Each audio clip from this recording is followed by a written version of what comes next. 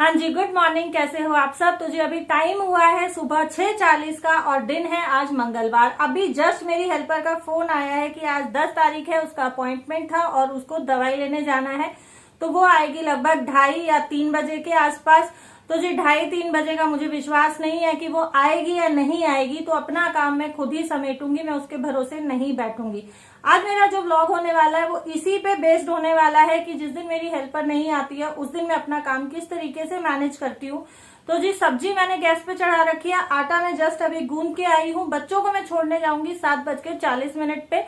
15 minute पहले मैं रोटियां बनाने लगूंगी। तो अभी लगभग मेरे पास 45 मिनट है। तो 45 मिनट में जितना मेरा काम सिमटेगा मैं उतना काम सिमटने की कोशिश करूंगी।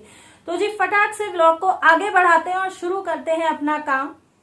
लगभग पिछले 2 साल से हम माएँ बहुत मौज मस्ती की ज़िंदगी जी रही थी। किसी भी टाइम उठना, किसी भी टाइम सोना, किसी भी टाइम खाना, किसी भी टाइम काम करना, क्योंकि वर्क फ्रॉम होम चल रहा था और बच्चों के भी स्कूल्स नहीं थे। तो बस ये था कि पूरा दिन हमारे पास काम के लिए है, हम किसी भी टाइम कर लेंगे तो आराम से उठते हैं। लेकिन जब से स्कूल शुरू हुए हैं फिर से वही भागदौड़ वाली ज़िंदगी शुरू हो गई है। तो जी मैं सुबह उठती हूँ 4:30 पौने 5 बजे। 4:45 मेरा लास्ट होता है, क्योंकि बेशक हेल्पर आती है लेकिन 4:45 बजे उठे बिना काम नहीं चलता है। क्योंकि मुझे 3 लोगों को 8 साढ़े 8 के आसपास रेडी करके भेजना होता है, लंच पैक करने होते हैं, नाश्ता बनाना होता है लगभग 3 लोगों का। और बच्चे जाते हैं, बच्चों को छोड़ने जाती हूँ मैं 7:45 बजे और बच्चों के पापा जाते हैं 8:30 9:15 के आसपास। लास्ट उनका 9 तक होता है, 9 तक वो निकल जाते हैं। तो बस यही होता है कि बच्चों को छोड़ के आने के बाद भागम भाग में उनका मुझे नाश्ता बनाना पड़ता है, लंच बनाना पड़ता है। तो जिस दिन हेल्पर आती है उस दिन थोड़ा सा ये रहता है कि ये सब काम हेल्पर कर लेगी, लेकिन जिस दिन बच्चों के साथ साथ मुझे घर का भी देखना होता है, हेल्पर नहीं आती है, उस दिन मैं ये बस इसी तरीके से करती हूँ। सब्जी चढ़ा दिया, आटा गूंद दिया और फिर मैं लग जाती हूँ अपनी डस्टिंग पे। तो जी इस रूम की मैंने बेडशीट भी चेंज कर दी है, बेड साफ़ कर दिया है, बेड की डस्टिंग कर दी है। साथ साथ मैं बाकी रूम की डस्टिंग करके और झाड़ू लगा लूँगी। और जिस दिन मैं झाड़ू लगाती हूँ ना तो मैं दीवारों के कोने, छत सब में झाड़ू से झाड़ लेती हूँ। हेल्पर को मैंने कई बार बोला है, लेकिन काम वालियों का यही दुख रहता है कि आप उनको कितना भी बोलो हाँ हाँ हाँ हाँ करती रहती हैं, लेकिन काम उनको अपनी मर्जी से करना होता है। तो ये है कि जब वो हफ्ते में 1 छुट्टी या 2 छुट्टी करती है तो मेरे घर की मेरे खुद के हाथ से डीप क्लीनिंग हो जाती है। और जब तक आप अपने खुद के घर की खुद के हाथ से साफ़ सफाई नहीं करते हो ना तो तसल्ली सी, शांति सी नहीं मिलती है। अगर आप पूरी तरीके से घर को काम वाली के भरोसे छोड़ दोगे तो एक टाइम ऐसा आएगा कि आपके घर में ना कीचड़ मच जाएगा। आप खुद अपने घर में रहने से ना कतराओगे कि हाय इतनी गंदगी, हर कोने में इतनी गंदगी। नहीं, वैसे क्या है कि मेरी जो काम वाली है वो सामान हटा हटा के साफ़ करती है, लेकिन जिस तरीके से दीवार झाड़नी है, छत झाड़नी है तो वो नहीं करती है। उसको अलग से बोलना पड़ता है, भाई रुएं से हो गए हैं, भाई जाले से हो गए हैं, झाड़ दो। और उसमें भी क्या करेंगी, आधा घर झाड़ती हैं, आधा घर छोड़ देती हैं। बोलो तो फिर इनके पास सिर्फ एक बहुत सॉलिड सा बहाना होता है कि दीदी हम भूल गए, अब कर देंगे, और वो अब में भी फिर होता नहीं है। तो बस यही होता है कि जिस दिन हेल्पर नहीं आती है उस दिन मैं अपने खुद के हाथ से एक बार पूरा डीप क्लीन कर लेती हूँ। तो जी बाहर वाला रूम मेरा हो गया है साफ, मैं आ गई हूँ अंदर वाले बेडरूम में। और कोशिश मैं यही करती हूँ कि बच्चों को स्कूल छोड़ने जाने से पहले या बच्चों का लंच पैक करने से पहले जितना हो सके मैं डस्टिंग करके और झाड़ू लगा दूँ। जब आप एक काम को लग के करने लगते हो ना तो फटाक से काम हो जाता है, बहुत ज़्यादा देर नहीं लगती है। पूरे घर की डस्टिंग और झाड़ू में मुझे मैक्सिमम लगते हैं 20 से 25 मिनट। पूरे घर की साफ़ सफाई और पूरे घर की डस्टिंग, पूरे घर में झाड़ू लग जाता है 20 से 25 मिनट में। जब आप डेली कपड़ा लगाते हो या डेली आपके घर में डस्टिंग होती है ना तो बहुत ज़्यादा मेहनत नहीं लगती है और बहुत ज़्यादा टाइम भी नहीं लगता है, क्योंकि ज़्यादा गंदा नहीं होता है। डेली डस्टिंग होती है, डेली साफ़ सफाई होती है, तो उतना गंदा नहीं होता है कि बहुत ज़्यादा टाइम लगे और आप एक ही कमरे में 20 से 25 मिनट या 15 से 20 मिनट लगा दो।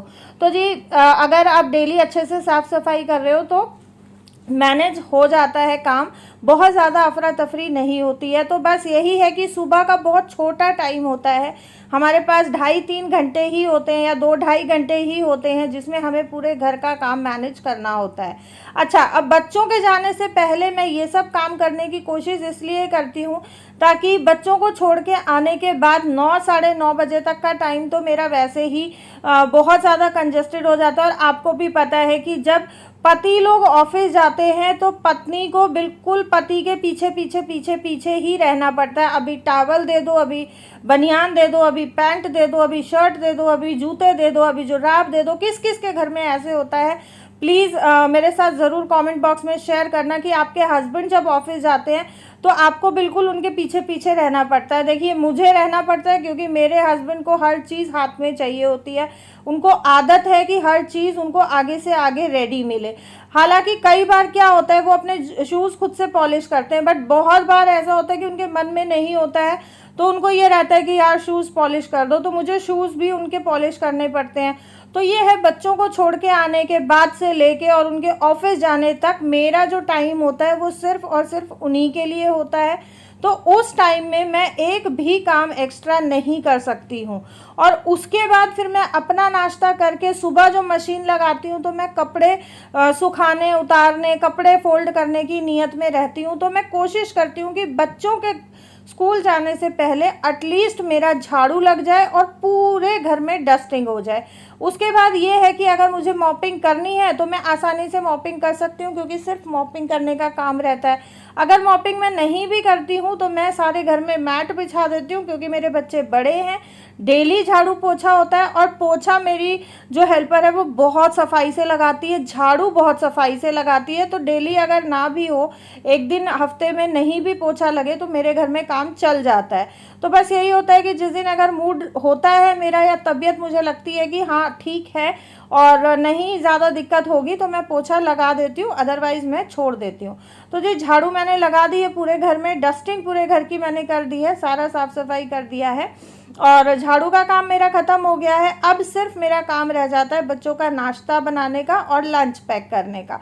बस नाश्ता और लंच पैक करके मैं बच्चों को छोड़ आऊँगी स्कूल। और सुबह सुबह जब घर में झाड़ू लग जाती है और बिस्तर सिमट जाते हैं ना, आपके बेडरूम जब साफ़ हो जाते हैं तो एक अलग ही सुकून मिलता है, अलग ही शांति मिलती है। क्योंकि बेडरूम साफ़ हुए तो इसका मतलब ये लगाओ कि आपका घर आधा सिमट गया। आपकी रसोई साफ़ हुई, रसोई चकाचक है तो मतलब लगा लो कि लगभग आपका पूरा घर साफ़ हो गया। बहुत सुकून मिलता है जब रसोई और बेडरूम स्पेशली साफ़ होते हैं। तो जी, बच्चों को स्कूल छोड़ के आने के बाद बच्चों के पापा को भी मैंने ऑफिस के लिए कर दिया है विदा। और यहाँ मैं आ गई हूँ सीधा अपने वॉशिंग एरिया में। सुबह जब मैं घर की साफ़ सफाई कर रही थी तो साथ साथ खुशी ने लगा दी थी मशीन, क्योंकि 5 चादरें इकट्ठी हो रखी हैं तो एक लॉट पूरा चादरों का ही हो गया था। और अभी मेरा काम ख़त्म हुआ तब तक चादरें धुल गई हैं तो चादरें मैं सुखा दूंगी। और यहाँ साथ साथ मैंने एक लॉट और लगा दिया है। अब अगर आपको इतनी सी भी हेल्प सुबह मिल जाती है ना तो इसमें भी बहुत ज़्यादा टाइम सेविंग हो जाता है। अब लगाए लगभग मेरा 1 घंटा बच गया जो खुशी ने चादरों का लॉट लगाया था, नहीं तो मेरे को 1 घंटा और लेट तक वेट करना पड़ता। अब मैंने चादरें फैला दी हैं। गर्मी इतनी है, धूप इतनी है कि चादरें हो या अगर हल्के कपड़े होते हैं तो आपके आधे घंटे में सूख जाते हैं। अगर चादरें थोड़ी भारी होती हैं तो ये सूखने में लगभग लग जाता है 1 घंटा। तो मेरा जो लॉट मैंने अभी लगाया है वो पूरा होगा तब तक मेरी चादरें सूख जाएंगी। बस चादरें मैं उतार के फोल्ड करके साथ साथ रख दूंगी और साथ साथ मैं बाकी के कपड़े भी सुखा दूंगी। तो जी, यहाँ चादरें सुखाने का काम हो गया है और अभी टाइम हो गया है लगभग 12 साढ़े 12 बजे का। तो मैं कर रही हूँ लंच की तैयारी। लंच करके और मैं सीधा चली जाऊँगी नहाने, तब तक बच्चों का भी स्कूल का टाइम हो जाएगा। तो बस फिर मैं सीधा बच्चों को पिक करने चली जाऊंगी। लंच में मैं बना रही हूँ मटर पुलाव और मैं कोशिश करती हूँ, गर्मी बहुत ज़्यादा है तो हल्का फुल्का ही हम लंच रखें, क्योंकि बच्चे स्कूल से गर्मी में आते हैं तो गर्मी में सब्जी रोटी खाने का, गरम गरम कुछ भी खाने का मन नहीं करता है। इस टाइम पे बच्चों को ठंडा ठंडा कुछ चाहिए होता है। तो साथ साथ मैं बच्चों के लिए काट रही हूँ एक खरबूजा काट के मैं फ्रिज में रख दूंगी। ऑलरेडी ठंडा है लेकिन छील के रखा रहेगा तो ये है कि आते ही बच्चे थोड़ा बहुत कुछ खा लेंगे। और आते ही बच्चों को बस ये चाहिए होता है कि मम्मी कुछ ठंडा ठंडा दे दो, मम्मी कुछ ठंडा ठंडा दे दो। अच्छा, बच्चे हो या बड़े हों, भाई गर्मी इतनी है कि इतनी गर्मी में सबको ही कुछ ना कुछ ठंडा ठंडा चाहिए होता है। बहुत गर्मी होती है इस टाइम पे, ना कुछ खाने का मन करता है, सिर्फ पीने को मिल जाए तो बस काया तृप्त हो जाती है। तो जी यहाँ मेरा छौंक बन रहा है चावलों का, तब तक मैं चॉप कर लूँगी टमाटर।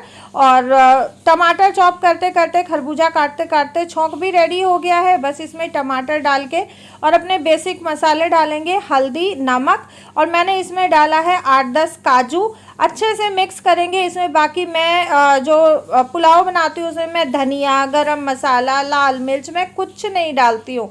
बस इसमें मैंने डाल दिया है फ्रोज़न मटर। आलू भी मैं नहीं डाल रही हूँ क्योंकि गर्मी बहुत है, तो आलू मैं कोशिश कर रही हूँ कि मैं अवॉइड करूँ, मैं बच्चों को भी ज़्यादा आलू ना खिलाऊँ। और बस इसमें मैंने 2 गाजर डाल दी है चॉप करके। अभी भी लाल गाजर आ रही है, काफ़ी हेल्दी रहती हैं, तो आप कोशिश करें। देखें थोड़ी महंगी आती है, 30 रुपये पाव में लेके आई थी, थोड़ी महंगी आती है, लेकिन जो चीज़ें हमारे बच्चों के लिए हेल्दी हैं वो महंगी हो या सस्ती हमें लेनी ही चाहिए। बस यहाँ मैंने चावल डाल के और 1.5 गिलास पानी डाल दिया था। पानी में अच्छे से बॉईल आ गया, इसमें लगा दूंगी 2 सीटी और बस हमारे गाजर मटर वाले पुलाव बनके बिल्कुल रेडी हैं। तो जी नहा धो के मैं चल पड़ी हूँ बच्चों को स्कूल से पिक करने के लिए। ये था मेरा आज का वीडियो। अगर आप लोगों को वीडियो पसंद आया है तो उम्मीद करती हूँ कि आप लोग वीडियो को एक शेयर ज़रूर करेंगे, वीडियो को लाइक ज़रूर करेंगे। आपके एक शेयर से, एक लाइक से मुझे बहुत मोटिवेशन मिलता है। चैनल अभी तक सब्सक्राइब नहीं किया है तो चैनल को भी सब्सक्राइब करें ऑल नोटिफिकेशन वाली बेल आइकन के साथ, ताकि मेरी हर वीडियो की नोटिफिकेशन आप तक पहुंचती रहे। Thank you so much for watching and love you all.